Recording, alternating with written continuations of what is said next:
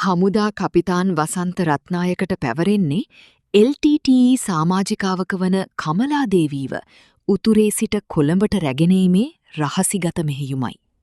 ඔවුන්ට ගමන් කිරීමට සිදුවන්නේ සතුරන්ගෙන් සහ වනසතුන්ගෙන් ගහන අතිශය දුෂ්කර අලිමංකඩ මාර්ගය හරහායි.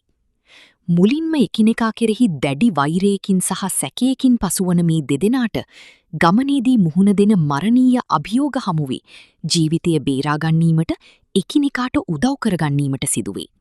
මේ ගමන අතරතුර ඔවුන් එකිනෙකාගේ සංස්කෘතිය, පීඩනය සහ මනුෂ්‍යත්වය තීරුම් ගනී.